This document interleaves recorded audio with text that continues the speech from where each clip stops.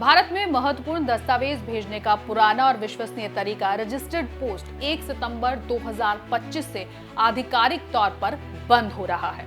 आपके माता पिता, शिक्षक, वकील और सरकारी बाबू जिस सेवा पर दशकों तक निर्भर रहे, वो हमेशा के लिए बंद होने जा रही है। हालांकि सब कुछ खत्म नहीं हुआ है।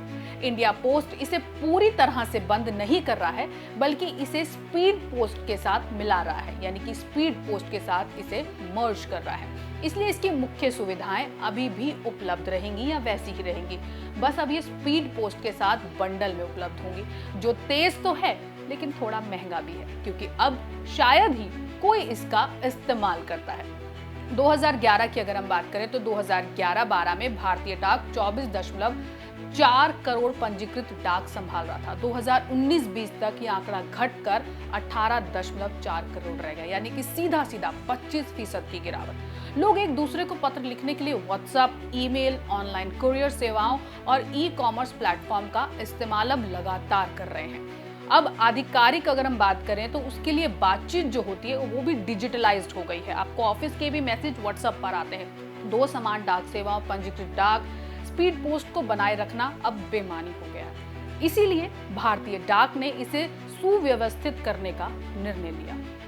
यहीं पर लोगों को परेशानी का सामना कुछ करना पड़ेगा। रजिस्टर्ड डाक की कीमत लगभग 2 रुपए या हम कहें कि 25 से 30 रुपए के बीच में होती थी। 2 रुपए शुरुआत में होती थी। स्पीड पोस्ट की अगर हम बात करें तो शुरुआती कीमत ही 41 रुपए है, और यही जो आधार है, यही दिक्कत का आधार है। उन लोगों पर पड़ेगा जो नियमित रूप से रजिस्टर्ड डाक का इस्तेमाल करते हैं, खासकर अगर हम बात करें ग्रामीण इलाकों की, कानूनी कार्यालयों की, सरकारी विभागों की या शैक्षणिक संस्थानों की।